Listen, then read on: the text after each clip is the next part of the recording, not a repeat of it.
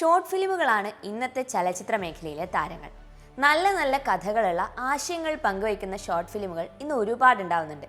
3-4 മണിക്കൂറുകൾ കഥ പറഞ്ഞാൽ മാത്രമേ സിനിമയാവൂ എന്ന കൺസെപ്റ്റൊക്കെ കാറ്റിൽ പറത്തിക്കൊണ്ട് രംഗപ്രവേശനം ചെയ്തവയാണ് ഈ ഷോർട്ട് ഫിലിമുകൾ. 5 മിനിറ്റിലും 10 മിനിറ്റിലും 1 മണിക്കൂറിലുമൊക്കെ കഥ പറയും. പക്ഷെ കഥയുണ്ടാവണം എന്ന് മാത്രം. നല്ല കഥകളുണ്ടെങ്കിൽ ഷോർട്സ് ആയാലും ഫീച്ചർ സ്റ്റോറികളായാലും സീരിയലുകളായാലും കാഴ്ചക്കാരുണ്ടാവും. പക്ഷേ എവിടെയാവും ഇത്തരത്തിൽ നിർമ്മിക്കപ്പെടുന്ന ഷോർട്ട് ഫിലിമുകൾ പബ്ലിഷ് ചെയ്യപ്പെടുന്നുണ്ടാവുക? അവയ്ക്കെല്ലാത്തിനും ആവശ്യമായ റെക്കഗ്നീഷൻ കിട്ടുന്നുണ്ടാവുമോ? പലതും ആശയങ്ങൾ ഗംഭീരമായിട്ടും എവിടെയും എത്താതെ പോകുന്നത് കഷ്ടമല്ലേ? ആരെങ്കിലും ചിന്തിച്ചിട്ടുണ്ടോ? പക്ഷെ ഒരാൾ ചിന്തിച്ചു. അദ്ദേഹത്തിൻ്റെ ആ ചിന്ത ഒരു സ്റ്റാർട്ടപ്പായി പരിണമിക്കുകയും ചെയ്തു. സിനിഷോർട്സ് പ്രീമിയർ എന്ന പേരിൽ.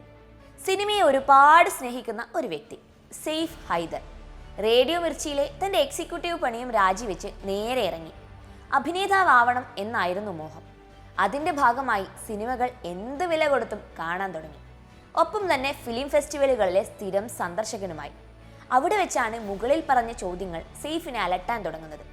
എന്തെങ്കിലും ചെയ്യണമെന്നായി അടുത്ത ചിന്ത. അതിനായി സെയ്ഫ് ഇറങ്ങിത്തിരിച്ചു. ആദ്യത്തെ പടി ഒരു സ്ക്രീനിംഗ് ആയിരുന്നു. ഒരു ഷോർട്ട് ഫിലിം തിരഞ്ഞെടുത്ത അദ്ദേഹം അതിൻ്റെ സ്ക്രീനിംഗ് നടത്തി. 2019.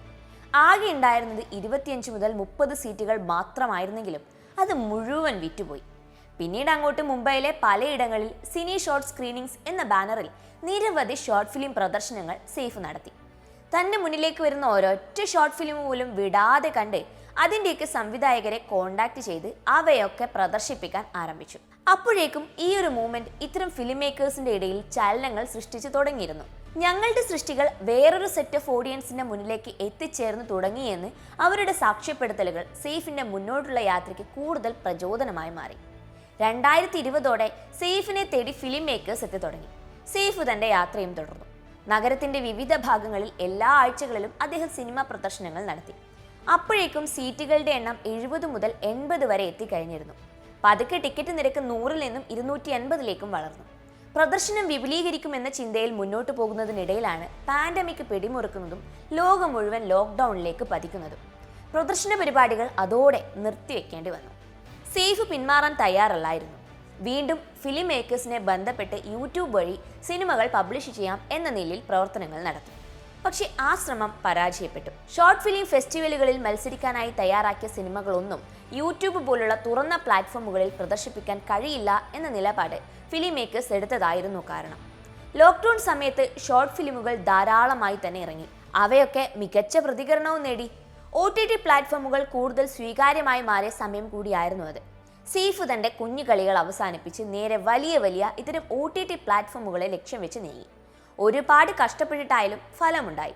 ഹംഗാമയുടെ OTT പ്ലാറ്റ്ഫോമിൽ സെയ്ഫിന്റെ ലൈബ്രറിയിൽ നിന്നും സെലക്ട് ചെയ്ത 2-3 ഷോർട്ട് ഫിലിമുകൾ പ്രദർശിപ്പിച്ചു. അത് വഴിത്തിരിവായി. സിനിഷോർട്സ് പ്രീമിയർ അതോടെ ജനകീയമായി. ഇന്ന് 108ഓളം ഷോർട്ട് ഫിലിമുകളുടെ റൈറ്റ്സ് സിനിഷോർട്സ് പ്രീമിയറിനുണ്ട്.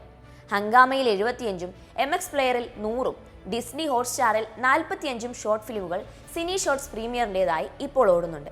സിനിഷോർട്സ് പ്രീമിയറിന്റെ ഷോർട്ട് ഫിലിമായ ലാസ്റ്റ് ലെറ്റർ എയർ ഇന്ത്യ വിമാനങ്ങളിൽ ഇപ്പോൾ സ്ട്രീം ചെയ്തുകൊണ്ടിരിക്കുന്നുണ്ട്. ഷോർട്ട് ഫിലിം മാർക്കറ്റ് വളരെ ബഡ്ജറ്റഡ് ആയതുകൊണ്ട് തന്നെ സിനിമകൾ പ്രദർശിപ്പിക്കാനോ അതേപോലെ തന്നെ അത് ഏറ്റെടുക്കാനോ പണം നൽകാനോ വാങ്ങാനോ ഇല്ല എന്നാണ് സെയ്ഫ് പറയുന്നത്. സിനിമകൾ കണ്ടെത്തി തിയേറ്ററുകളിൽ പ്രദർശിപ്പിക്കുന്നതിന് പകരം ഡിജിറ്റൽ പ്ലാറ്റ്ഫോമുകളിൽ പ്രദർശിപ്പിക്കുന്നുവെങ്കിലും യഥാർത്ഥത്തിൽ ഒരു ഡിസ്ട്രിബ്യൂഷൻ കമ്പനിയുടെ പണി തന്നെയാണ് സെയ്ഫിന്റെ സിനിഷോർട്സ് പ്രീമിയറും ചെയ്യുന്നത്. ഇത്തരത്തിൽ സിനിമകൾ നേടുന്ന വരുമാനത്തിന്റെ 40 മുതൽ 50% വരെ ഭാഗം സിനിഷോർട്സ് പ്രീമിയറിന് ലഭിക്കും. തങ്ങളുടെ സൃഷ്ടികൾ കൈമാറുന്ന ഫിലിം മേക്കേഴ്സിന് അറിയാം എങ്ങനെയും അവരുടെ സിനിമകൾ ഒരു ഡിജിറ്റൽ പ്ലാറ്റ്ഫോമിൽ പ്രദർശിപ്പിക്കപ്പെടും എന്നുള്ളത്. ആ ഒരു വിശ്വാസമാണ് സിനിഷോർട്സ് പ്രീമിയറിന്റെ അടിത്തറ എന്നാണ് സെയ്ഫ് പറയുന്നത്. സെയ്ഫ് ഹൈദറിൻ്റെത് നല്ലൊരു മൂവ്മെന്റ് ആണല്ലേ.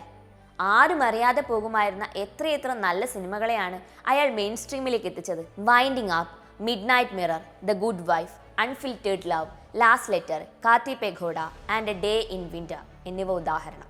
അത്തരത്തിൽ വളർന്നു വരുന്ന കലാകാരന്മാർക്ക് അവരുടെ സൃഷ്ടികൾ മികച്ച വേദികളിൽ ഷോക്കേസ് ചെയ്യാൻ സിനിഷോർട്സ് പ്രീമിയർ തീർച്ചയായും നല്ലൊരവസരമാണ്.